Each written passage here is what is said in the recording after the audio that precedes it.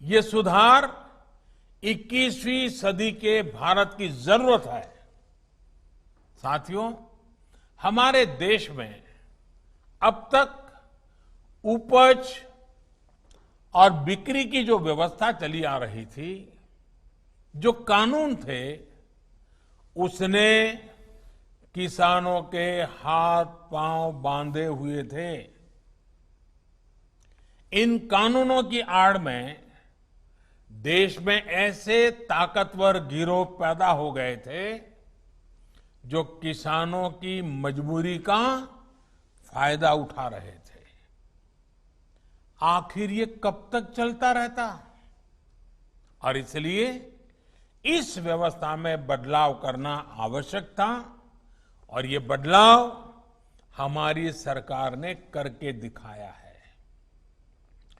नए कृषि सुधारों ने देश के हर किसान को ये आजादी दी है कि वो किसी को भी कहीं पर भी अपनी फसल, अपने फल सब्जियां अपनी शर्तों पर बेच सकता है। अब उसे अपने क्षेत्र की मंडी के अलावा भी कई और विकल्प मिल गए हैं।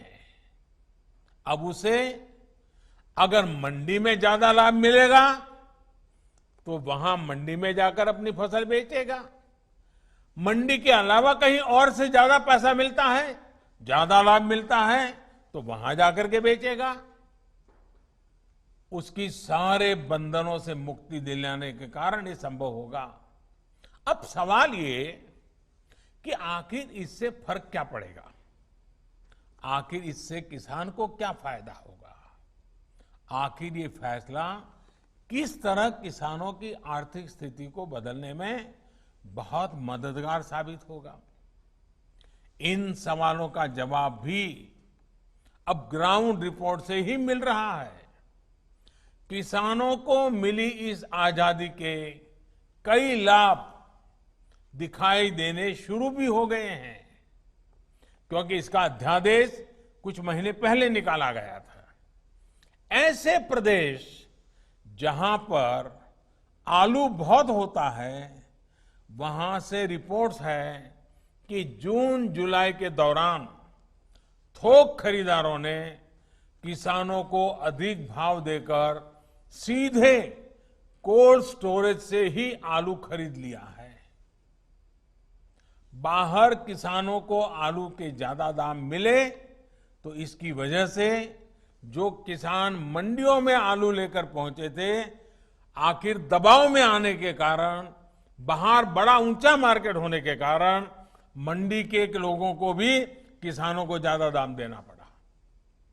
इसी तरह मध्य प्रदेश और राजस्थान से, वहां से जो रिपोर्ट मिली है कि वहां पर तेल मिलों ने किसानों को सीधे 20 से 30% ज्यादा देकर सरसों की खरीदी की है।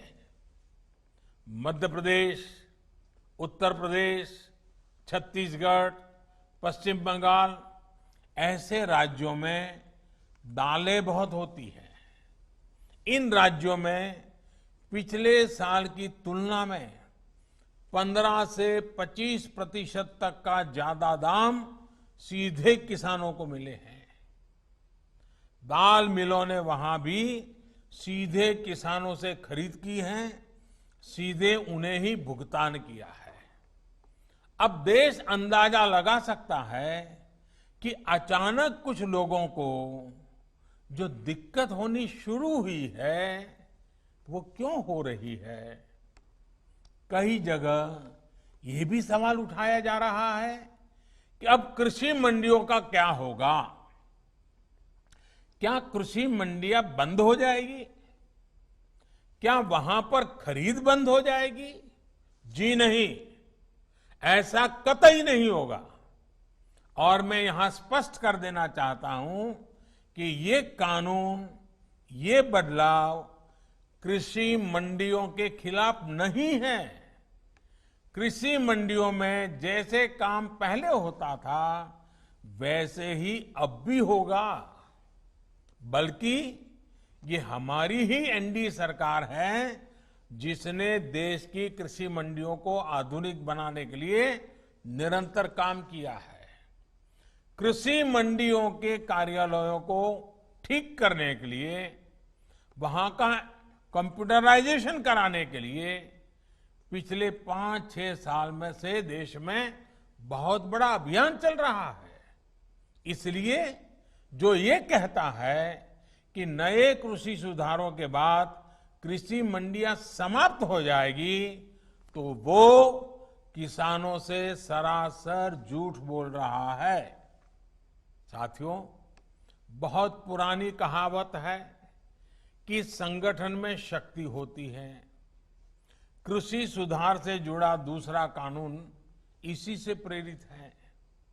आज हमारे यहां 85% से ज्यादा किसान ऐसे हैं जो बहुत थोड़ी सी जमीन उनके पास है। किसी के पास 1 एकड़, किसी के पास 2 एकड़, किसी के पास 1 हेक्टेयर, किसी के पास 2 हेक्टेयर। सब छोटे किसान हैं। छोटी सी जमीन पर खेती करके अपना गुजारा करता है। इस वजह से इनका खर्च भी बढ़ जाता है और उन्हें अपनी थोड़ी सी उपज बेचने पर सही कीमत भी नहीं मिलती है। लेकिन जब किसी क्षेत्र के ऐसे किसान अगर एक संगठन बनाकर यही काम करते हैं तो उनका खर्च भी कम होता है और सही कीमत भी सुनिश्चित होती है।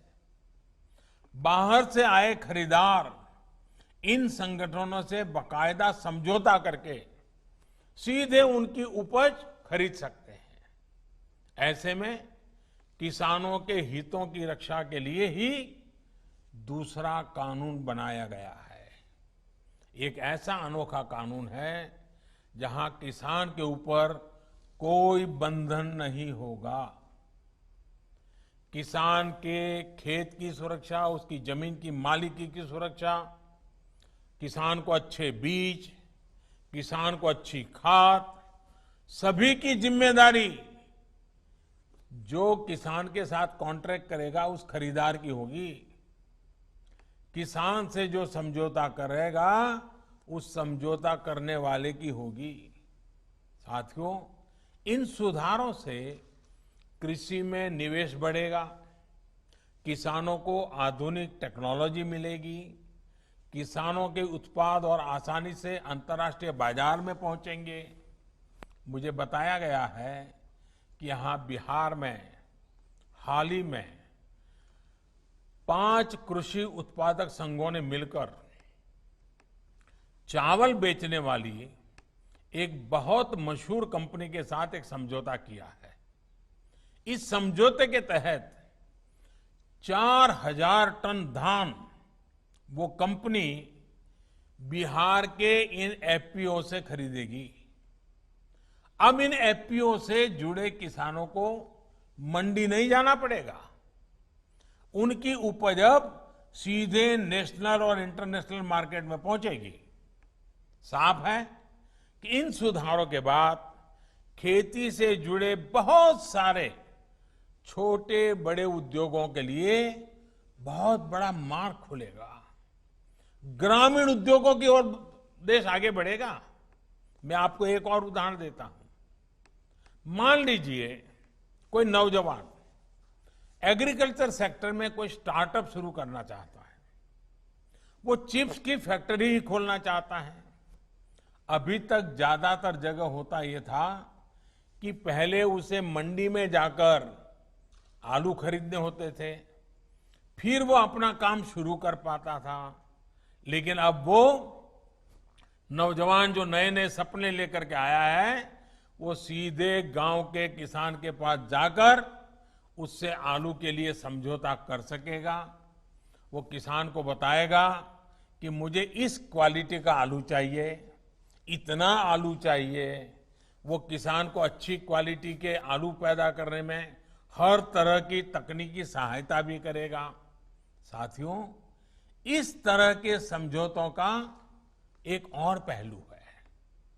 आपने ये देखा होगा कि जहां डेयरी होती है वहां आसपास के पशुपालकों को दूध बेचने में आसानी तो होती है। डेयरियां भी पशुपालकों का, उनके पशुओं का ध्यान रखती है। पशुओं का सही समय पर टीकाकरण हो, उनके लिए सही तरह के शेड बने, पशुओं को अच्छा आहार मिले, पशु बीमार हो जाए तो उनका डॉक्टर पहुंच जाए। और मैं तो गुजरात में रहा हूं, मैंने देखा है डेयरी कैसे पशुओं को संभालती है।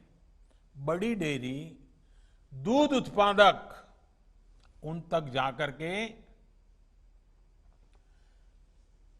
किसानों की मदद करती है। और इन सब के बाद भी ये बड़ी महत्वपूर्ण बात है, ये जो दूध खरीदने का काम है वो तो डेयरी कर लेती है, लेकिन पशु का मालिक तो पशुपालक या किसान ही रहता है। पशु का मालिक कोई और नहीं बनता है। वैसे ही जमीन का मालिक किसान ही रहेगा। ऐसे ही बदलाव अब खेती में भी होने का मार्ग खुल गया है। साथियों, ये भी जग जाहिर रहा है कि कृषि व्यापार करने वाले हमारे साथियों के सामने एसेंशियल कमोडिटी एक्ट के कुछ प्रावधान हमेशा आड़े आते रहे हैं। बदलते हुए समय में इसमें भी बदलाव किया है। दालें, आलू, खाद्य तेल, प्याज जैसी चीजें अब इस एक्ट के दायरे से बाहर कर दी गई है। अब देश के किसान बड़े बड़े स्टोर हाउस में, कोल्ड स्टोरेज में इनका आसानी से भंडारण कर पाएंगे। जब भंडारण से जुड़ी कानूनी दिक्कतें दूर होगी तो हमारे देश में कोल्ड स्टोरेज का भी नेटवर्क और विकसित होगा, उसका और विस्तार होगा।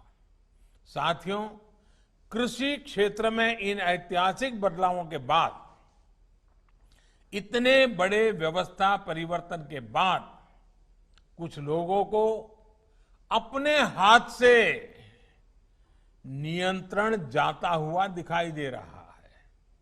इसलिए अब ये लोग एमएसपी पर किसानों को गुमराह करने में जुटे हैं। ये वही लोग हैं जो बरसों तक एमएसपी पर स्वामीनाथन कमेटी की सिफारिशों को अपने पैरों के नीचे दबाकर बैठे रहे। मैं देश के प्रत्येक किसान को इस बात का भरोसा देता हूं कि एमएसपी की व्यवस्था जैसे पहले चलती आ रही थी वैसे ही चलती रहने वाली है। इसी तरह हर सीजन में सरकारी खरीद के लिए जिस तरह अभियान चलाया जाता है वो भी पहले की तरह चलते रहेंगे। साथियों, किसानों को एमएसपी देने और सरकारी खरीद के लिए जितना काम हमारी सरकार ने किया है वो पहले कभी नहीं किया गया। बीते 5 साल में जितनी सरकारी खरीद हुई है और 2014 से पहले के 5 साल में जितनी सरकारी खरीदी हुई है उसके आंकड़े देखोगे तो कौन सच बोल रहा है, कौन किसानों के लिए काम कर रहा है, कौन किसानों के भलाई के लिए काम कर रहा है, इसकी गवाही वहीं से मिल जाएगी।